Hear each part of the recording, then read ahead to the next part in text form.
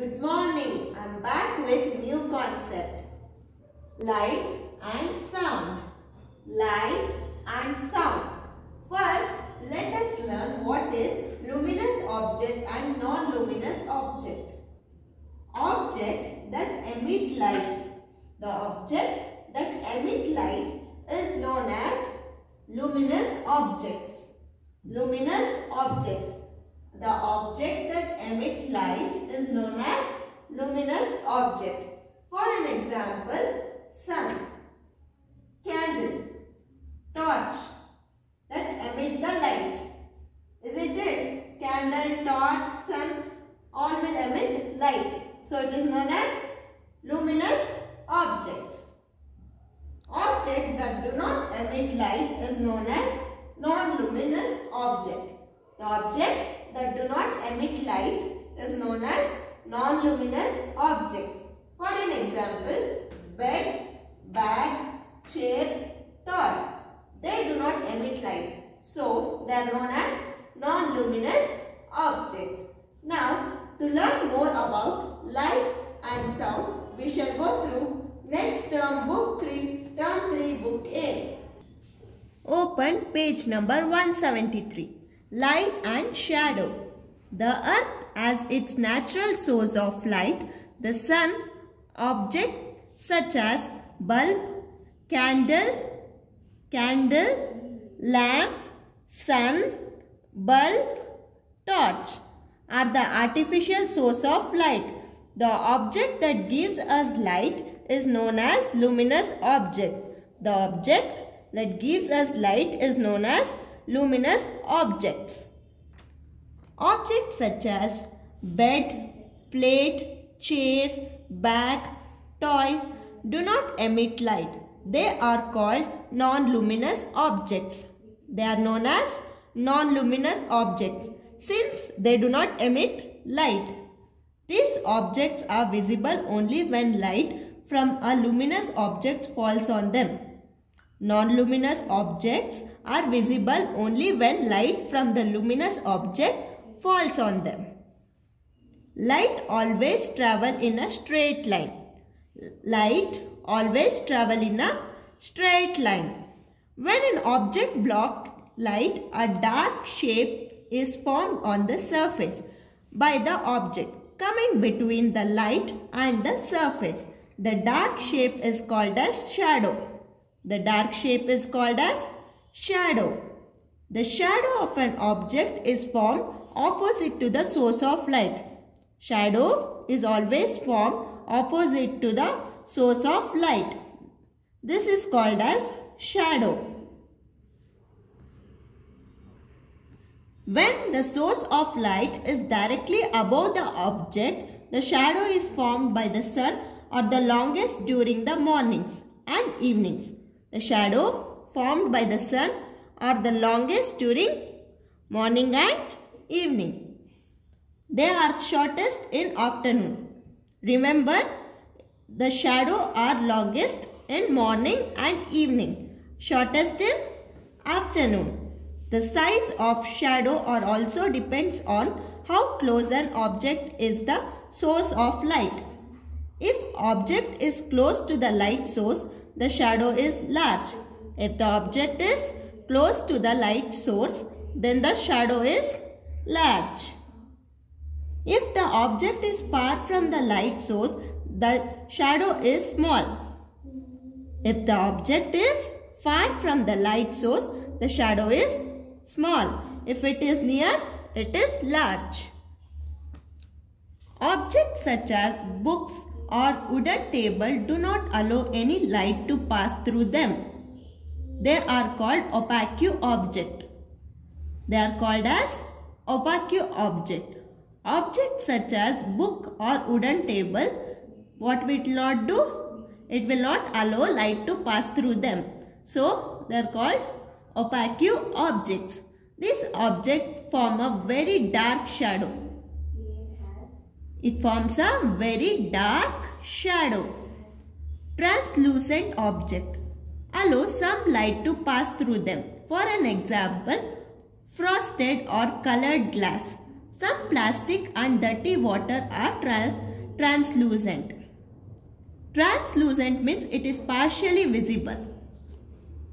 The shadow formed by the translucent object are lighter than the shadow. The shadow formed by the translucent object is lighter than the shadow formed by the opaque object. Transparent objects allow light to pass through them completely. Transparent object will allow the light to pass through them completely. For an example, a clear plastic bottle. A clear plastic bottle, a cling film and clear glass are transparent. Clear glass are transparent. To learn more about light and sound, we shall go through the video. We are going to learn about light, sound and force. Have you ever seen a thunderstorm? What do you notice about it? Well, there are three things that you will notice in a thunderstorm.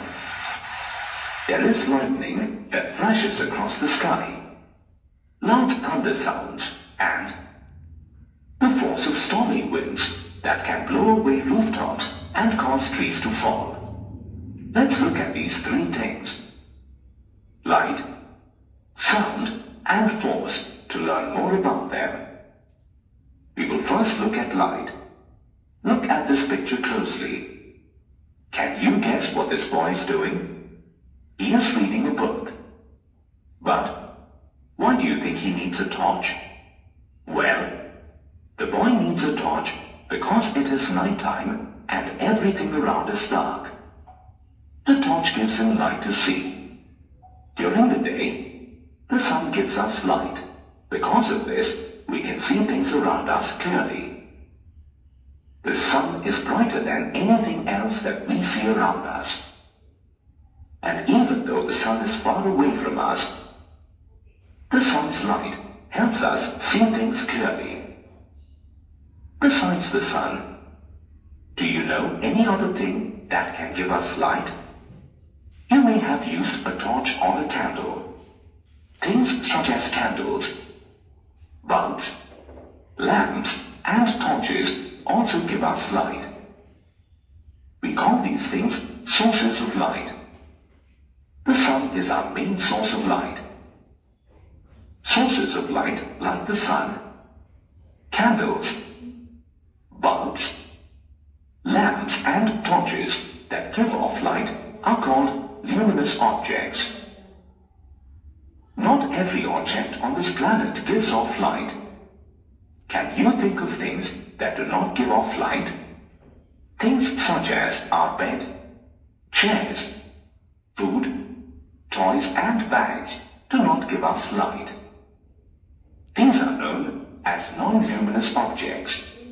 Children, do you know that light travels in a straight line? Look at the pictures on your screen. Do you notice how the rays of the sun form straight lines? Now, look at how the sunlight streams through a window. What happens if you stand in front of the sunlight? Do you see a shadow on the opposite wall? This happens because light travels in a straight line, and when something solid blocks the light, a shadow is formed on the other side of the object. The same thing happens even in space. Let's see how. You know that the earth goes around or revolves around the sun.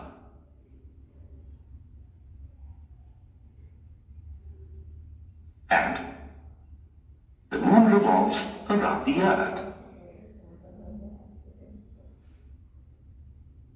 But sometimes the sun, earth and moon happen to be in a straight line, so that either the earth blocks the sun's light from falling on the moon, or the moon blocks the sun's light from falling on the earth. What do you think happens when the earth blocks out the sun's light? If you said the earth's shadow falls on the moon, then you're right. When the earth blocks the sun's light from falling on the moon, a shadow forms on the moon and we cannot see the moon. This is known as a lunar eclipse. But sometimes the sun, earth and moon happen to be in a straight line, so that either the earth blocks the sun's light from falling on the moon, or the moon blocks the sun's light from falling on the earth. What do you think happens when the earth blocks out the sun's light? If you said the earth's shadow falls on the moon, then you're right. When the earth blocks the sun's light from falling on the moon, a shadow forms on the moon and we cannot see the moon. This is known as a lunar eclipse. Now, what do you think happens if the moon blocks the sun's light from falling onto the earth? Well, when the moon blocks the sun's light, the shadow of the moon falls on the earth. This is known as a solar eclipse. Sometimes, the moon's shadow completely blocks out the sun, so that the sun is not visible on earth. Look how dark the sun looks from the earth. This is known as a total solar eclipse. At other times, the moon's shadow blocks out a part of the sun, so that only a part of the sun is visible from the earth. Notice how the sun looks when this happens. This is known as a partial solar eclipse. Let's see if you can answer a few questions now. Now let us learn sound. Pluck a guitar string and listen to the sound it produces. Observe that the strings shake. Strings shake. This shaking or the fast movement of strings in a guitar is called vibration. Fast movement of the strings in a guitar is known as vibration. These vibrations produces a sound. We produce sound when we speak, laugh, shout and clap. We produce sounds when we speak, laugh, shout and clap. Different sounds are produced by different sources. For an example, the sound of a bell is different from the horn. The sound of the bell is different from the horn. Different sounds convey different meanings. For an example, when an alarm clock rings, we know that it is a time to wake up or work. Similarly, when a doorbell rings, we know that there is someone at the door. Now, look at the picture. Do you also close your ears when you hear a very loud sound? Yes. When we hear a loud sound, we cover our ears. This loud sound is called noise. The loud sound is called as noise. It is very unpleasant. Honking cars, loud music and sounds from the factories are examples of noise. People living in an area next to a road or a railway station hear horns, cars, moving trains and announcements made on the loudspeakers all the time. Such loud noise disturbs sleep and do not allow people to concentrate. Loud noise also hurt our ears, isn't it? Yes. Thus, unpleasant and harmful noise result in noise or sound pollution.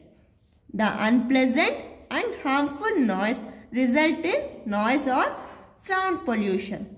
Noise pollution is harmful to human beings and animals. Noise pollution is harmful to human beings and animals. You can take the following measure to prevent or reduce the noise pollution. Do not horn frequently while driving.